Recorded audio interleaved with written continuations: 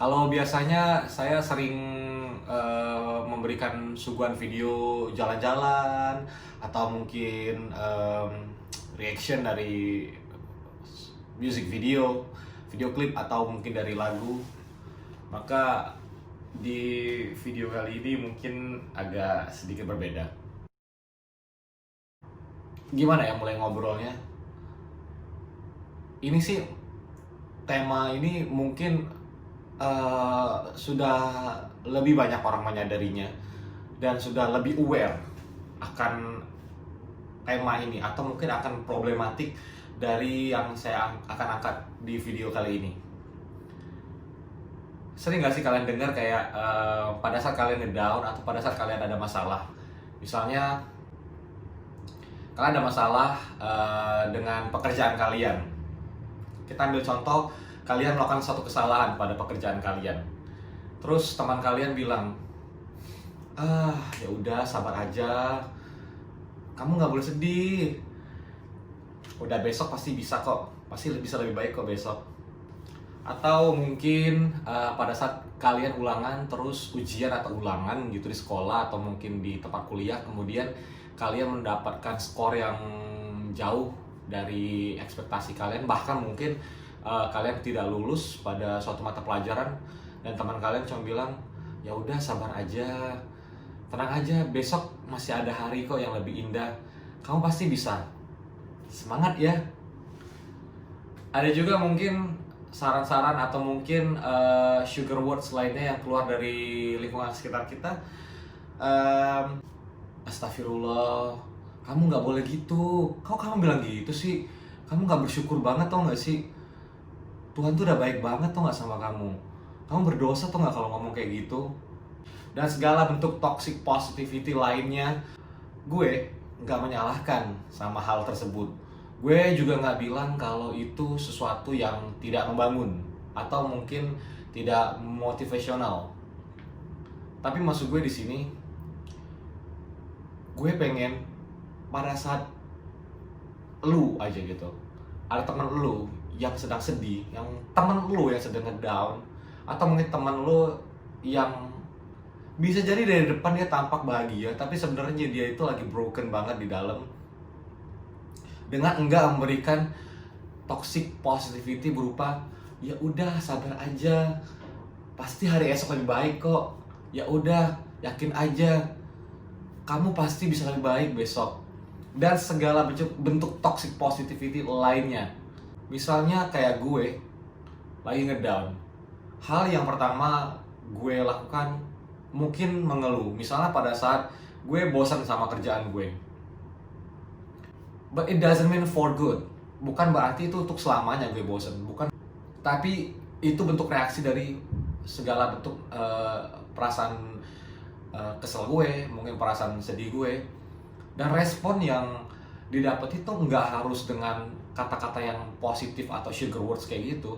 Orang yang ngedown pasti dia tuh butuh untuk dipinjemin kuping, untuk didengar ceritanya, dan dipinjemin hati untuk sama-sama ngerasain kira-kira apa sih yang dia rasain pada saat itu. Bisa jadi sebenarnya dia tuh nggak butuh motivational words dari kalian atau kata-kata yang memotivasi. Astagfirullah, kamu kok gitu, nggak bersyukur banget. It makes them down deeper, actually. Itu bikin dia malah makin ngedown. Orang tuh cuma butuh dipinjemin telinga, atau nggak sih?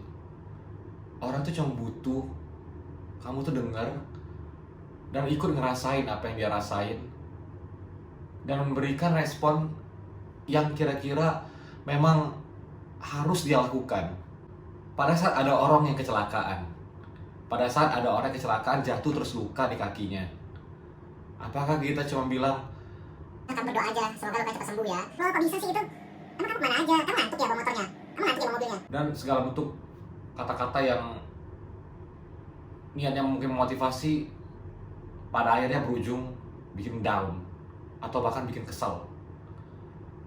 Gue udah tahu gue kecelakaan, gue udah tahu gue jatuh, terus gue luka-luka sekarang.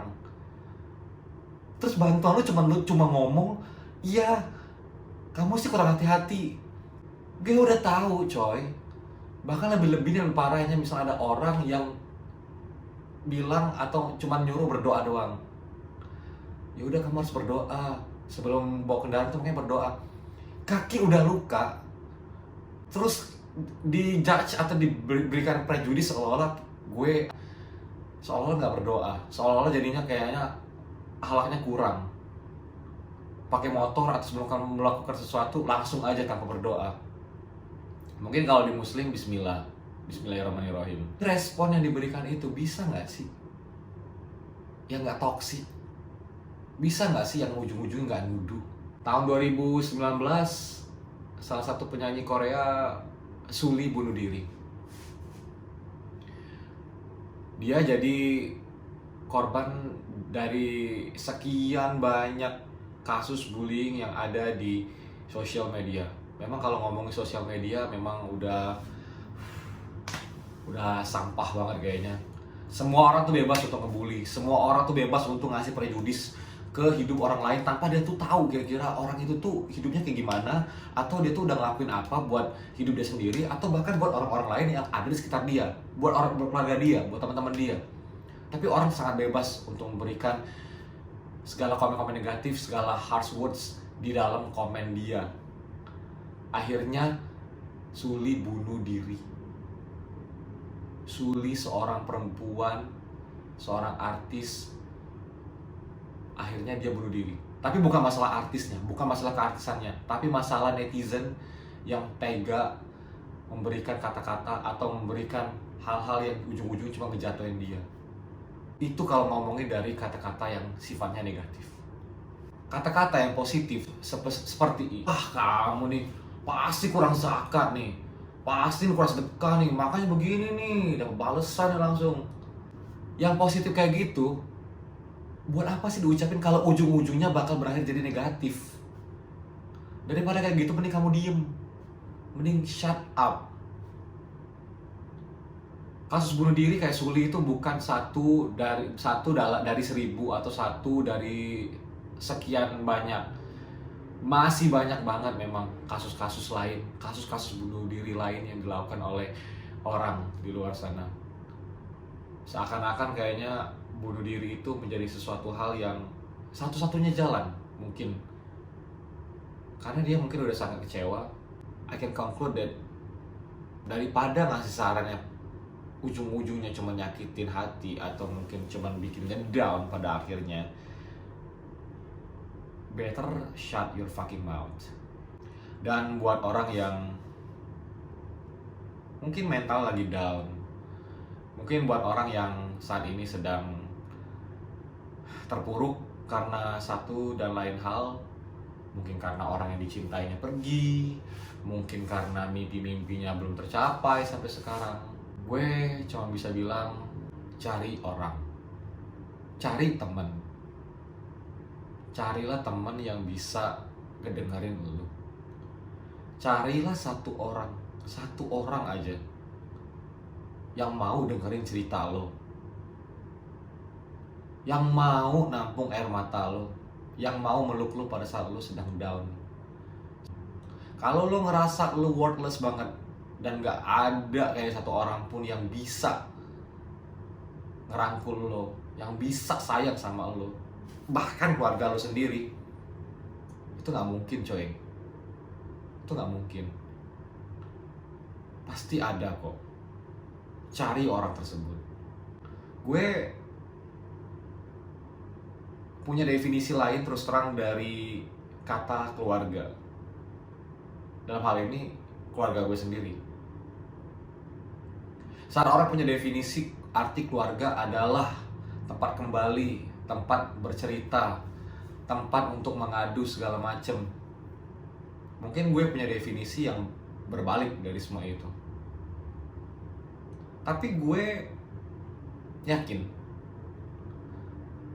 walaupun keluarga gue bukan tempat cerita yang terbaik, tempat berbagi kesedihan yang terbaik, gue yakin ada satu atau beberapa teman gue yang mau dengerin curhatan gue, yang mau memotivasi gue dengan enggak berikan kata-kata yang besok akan lebih baik, esok sang mentari akan lebih cerah daripada hari ini, dan segala macam kata-kata manis lain yang ujung-ujungnya cuma racun doang. Dan kalau memang lo ngerasa nggak yakin untuk cerita sama teman terdekat lo, untuk cerita sama mungkin sahabat lo, saran gue adalah temui psikolog.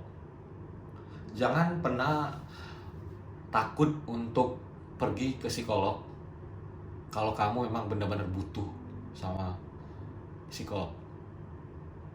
Jangan pernah ngerasa takut hanya karena stigma orang-orang, terutama orang-orang Indonesia yang bilang kalau wah ke psikolog, oh gila nih. No. Kamu ya kamu. Mereka nggak tahu berarti. Mereka nggak tahu apa yang kamu hadapin. Mereka nge-framing kamu seperti itu seolah-olah hidup mereka udah benar-benar bagus. Seolah-olah mereka itu sebenarnya mental mereka sehat, padahal mental mereka sebenarnya lebih sakit. Jadi jangan ragu untuk ke psikolog, untuk cerita dan untuk sharing apapun masalah kamu. Dan kalau kamu ngerasa oh kayaknya gue nggak cocok deh sama psikolog, well ya ke psikolog itu kayak resep dokter, cocok-cocokan. Bisa cocok langsung cocok, bisa juga mungkin ada timbul alergi, bisa juga kayaknya bereaksinya agak lama. Tapi yakinlah, dengan kamu membiarkan diri kamu dalam keterpurukan, apalagi dikelilingi oleh orang-orang yang cuma toksik doang, lebih baik kamu ke psikolog. Dan yang terakhir, gue sebagai muslim tentu sadar betul kalau sholat menjadi salah satu wadah buat gue untuk bercerita, buat gue sharing kepada Sang Pencipta, kepada Tuhan. Tapi juga gini, beribadah wajib, beribadah itu harus. Walaupun kita memang gak dapat immediate respon, tapi seenggaknya itu bisa bikin kita agak sedikit lega. Lo ngelakuin dengan berdoa, dengan beribadah, seenggaknya lo akan sedikit tenang, coy. So sekian dulu video dari gue, semoga ini bisa ada manfaatnya buat kalian semua. Semoga kita semua selalu diyakinkan bahwa kita selalu bisa melewati semua masalah-masalah hidup ini, walaupun memang kayaknya nggak ada habis-habisnya, tapi ya yakin aja.